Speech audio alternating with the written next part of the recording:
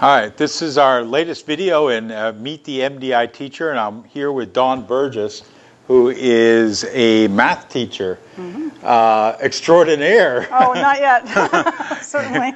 Here at MDI High School, and as I was stuck in traffic in Southwest Harbor, I was trying to figure out some information about you. And so you went to Michigan State University for your undergraduate degree, and then you've got a doctorate from Stanford University in California. Yes. Tell us what you got the doctorate in. Geophysics. All right, and so for a history and economics major who was in college a long time ago, tell us what geophysics is. It's basically the application of mathematics and physics to the Earth, and there are a lot of different sort of subdisciplines, including looking for oil exploration, petroleum engineering kind of applications, earthquake. And you wrote a book about earthquakes. I did. I wrote an earthquakes and archaeology book with my PhD advisor. Sort of a general interest science book. Has a skeleton on the cover. Well, perfect for Halloween right now. Yeah. Exactly. Yeah. And so, I mean, so when MDI had an earthquake a year ago, you're now my go-to person for earthquakes. That was pretty exciting, yeah. I felt it. I actually was sitting in my house when I felt the shock, and I jumped up and ran to my computer and went on to the U.S. Geological Survey's Did You Feel It website, which I had been familiar with when I was a graduate student.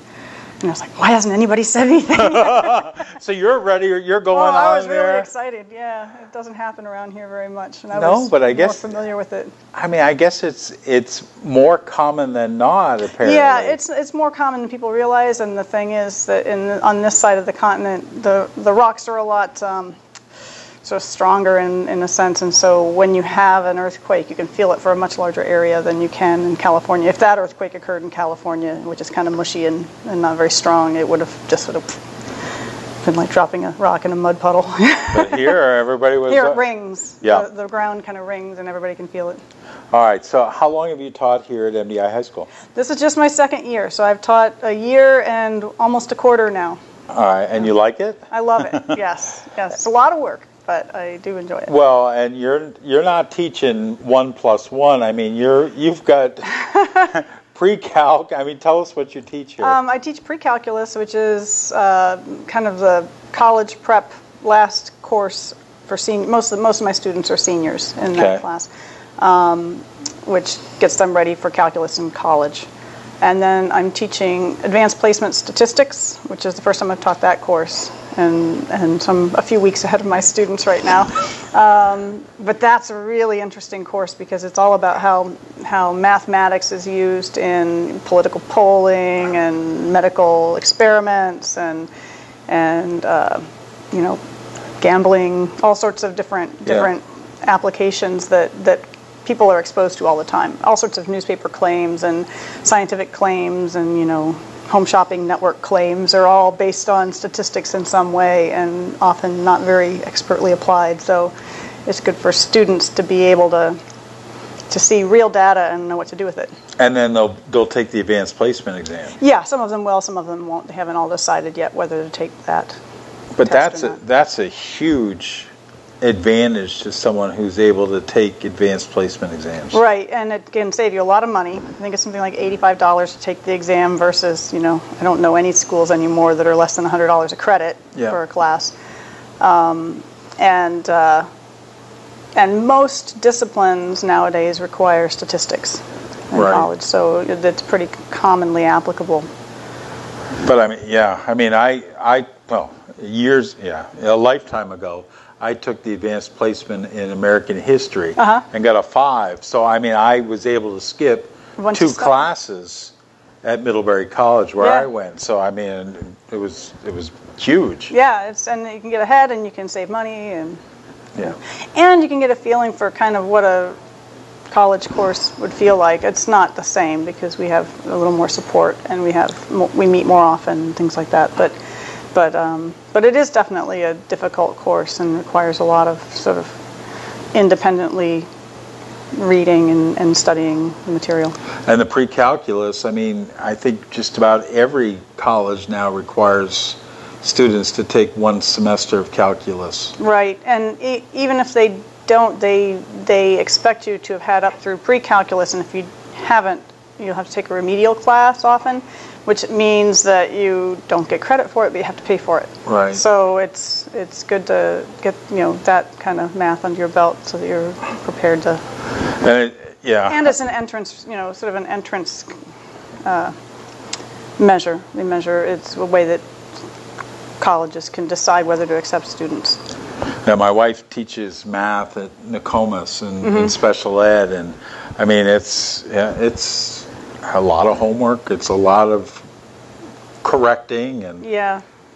And right now we're transitioning to standards-based here at the high school. Standards-based diplomas, standards-based grading, which basically a part of that is that students are supposed to be graded on whether they eventually understand something, not whether they were the first ones in the class to get it, right, or whether they got it the first time, which means that I end up reassessing a lot of times. If somebody didn't get things the first time, they'll have another opportunity, which is wonderful if you haven't taught a class before, because if I haven't taught the class before, I kind of feel like I'm not sure that if they don't get it, maybe I didn't present it well the first time, right? But the whole idea about learning is to make sure that someone understands the material. Right.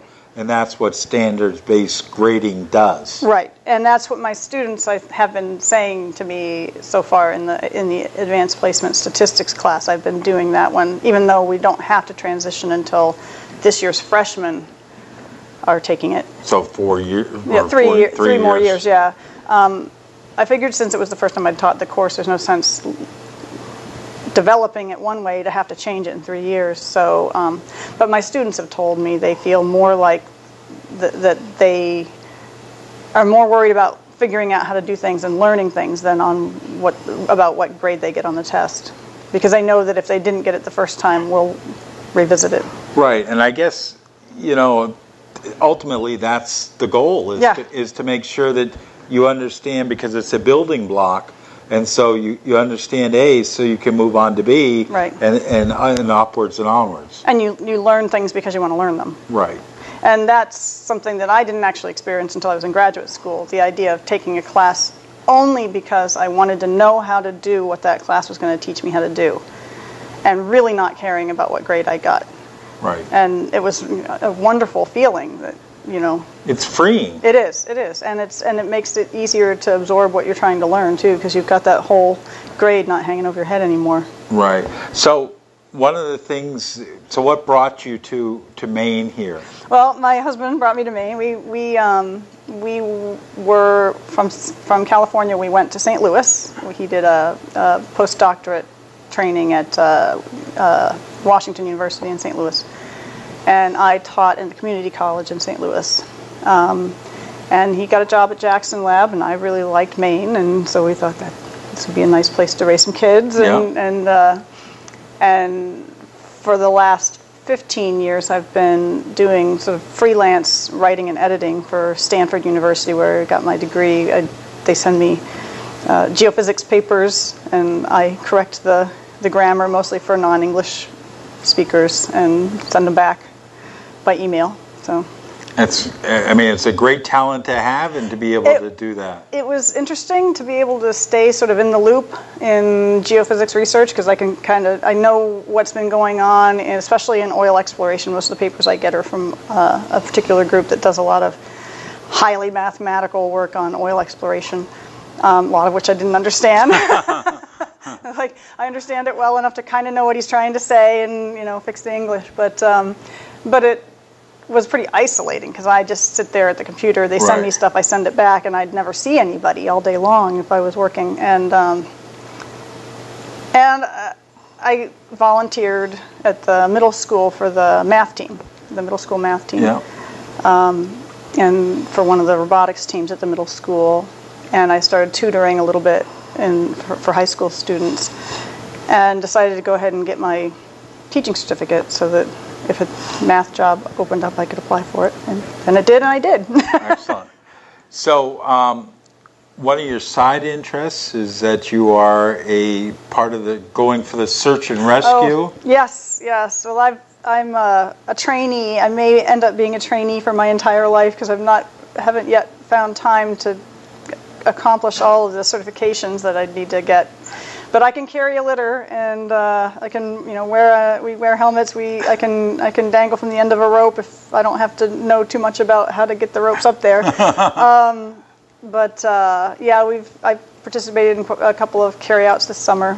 People get hurt in the park, and if it's too far to carry them and not enough rangers are available, park staff are available to carry them, then they'll call us and we come hoist them out. Hoist them out, yeah. Exactly. And you have a son here at the high school. I have one here at the high school and one that graduated last year. Okay, and where is he off to school? At Purdue. Wow. Yeah. And what is he studying at Purdue? Engineering. Yes, undecided engineering. So he's not sure what field he wants to go into, but he's starting off in engineering. All right, and your son here is in what grade? He's a sophomore. Okay. And taking driver's ed. Taking driver's ed, yeah. First class today. That's always very exciting. Yep. So who's going to take him driving, you or your husband? Probably me. That's how it played out. Moms are better than when That's how it played out the last time. Actually, my husband's more patient than I am. He doesn't grip the armrest quite as tight as I do. I was a gripper and I was a stomper, and I had like Flintstone cars because my foot would be constantly going down trying to brake, and Yep. So what's the one thing that nobody knows about you that you're ready to confess right here? Heavens. One thing that no one knows about me, I don't keep a lot of secrets. That's one of the... I tend to tell people just about everything about my life. What does no one know about me? I bake wedding cakes every once in a while. Really? Yeah. And decorate them? Yeah. I've decorated 3 wedding cakes in my life, and all of which were enough to feed about 200 people. Wow. Yeah. That's a great and I used skill. Math to figure out how many pieces of cake that they were going to have. That, and to scale up recipes, and to figure out how many pints of blueberries you got to buy to cover the top of a cake, So. Excellent. What's the one thing you want to tell everybody that the camera's yours?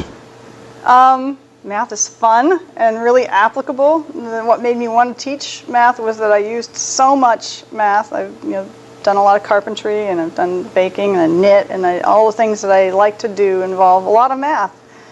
And I felt like it would be fun to be able to communicate to my students, the applicability of math and the fun of it. It's just like puzzles all the time.